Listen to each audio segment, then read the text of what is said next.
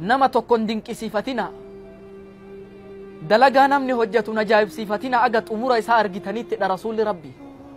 alayhi salaatu wassalaam sahaabota walgayanii taa'an keessatti abbaan Faaximaa deemaa dhufan gaafa tokko isinii tattaa'aa jiru kana keessa nama aa'oon isaa aga gaaraa gahu ibidda jahannam keessatti rabbi isa azzabutu jiraa jedhan aa'oon nama kana aga gaaraa gaha ibidda jahannam keessa akkanatti azzabamutu jiraa jedhan dubbiin nu ajaa'ibdee jedha Abii Hureeraan namoota wajji jirru kana yoo qoradhee laalu marti isaanii ibaadaa irratti jabooma qaban marti isaanii khayrii dalagan yoo isaanii khayrii dalagan kana argu tarii dubbiin sun ana ta'uun ooltu jedhe of sodaadha jedha Abii Hureeraan osoo dubbii tana duuka deemee qoradhu namni hundi dhume anaa fi namni tokko walitti hafne jedhe nama tokkichaa walitti hafne kanaan gaafa gadaa Abii Bakrii gaafa namni murtaddii ta'ee diin gadhiise erga Nabi Muhammad du'e diin hafe asitti goolabame jedhee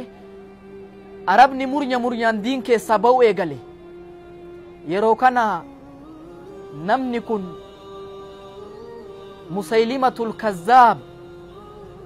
isaa ani nabiyyiidha jedhee labsatu dhuguma namni kun nabiyyiidha jedhee chaappa irratti dhahee fi karaa Musaylimatti nama yaame nama kana obboleessa Umar ibn al-Khattaab Zayd ibn al-Khattaab tu ajjeese osoo inni Musaylimaan nabiyyiidha jedhu duniyaarraa deeme akkanatti nama kana xumurri isaa bade jalqabaaf sahaabota keessa taa'a xumurri isaa immoo nama nabi waakkatee Musaylimaan nabiyyiidha jedhu ture akkanatti aakhiraan isaa badde jechu obboleeyyan kiyya wanni gabaabsee isinii dhaamuu barbaadu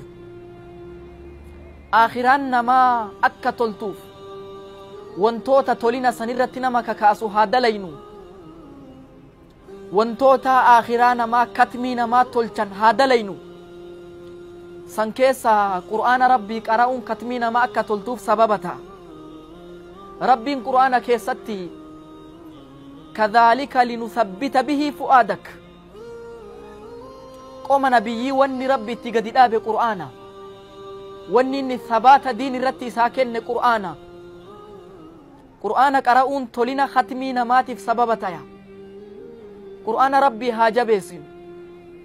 ibnu Teemiyaan mana hidhaa keessa ta'e yeroo 82 ol qur'aana kattame osoo qur'aana kana qara'u ayata innal muttaqiina fi maqaamin kariim innal muttaqiina fi dhilaali wa uyuun ayata jedhurra gahee xumura isaa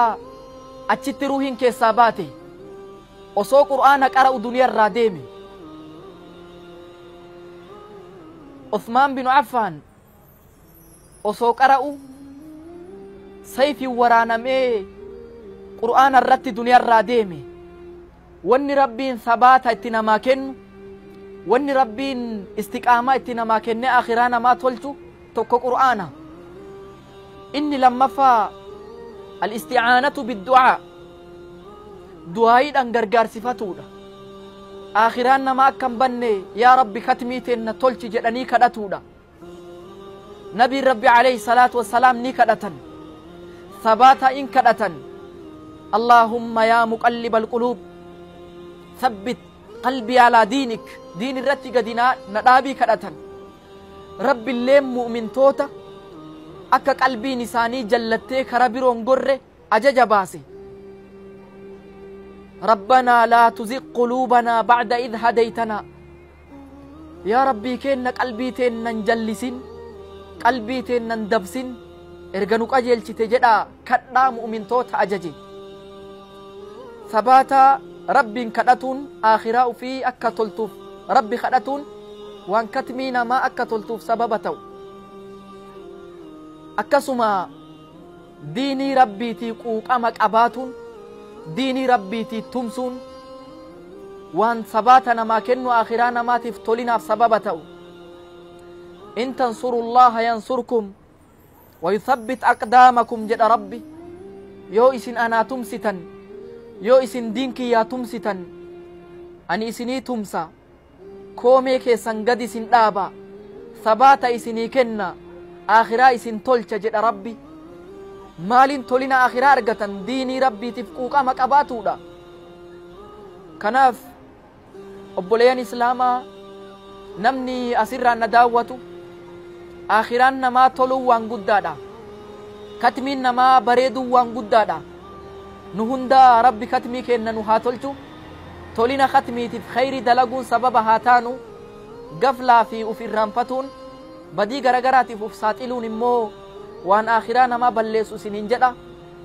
خيري هذا لين همت الرافعين أقول ما تسمعون وأستغفر الله لي ولكم ولسائر المسلمين من كل ذنب وخطيئة فاستغفروه إنه هو الغفور الرحيم والسلام عليكم ورحمة الله وبركاته.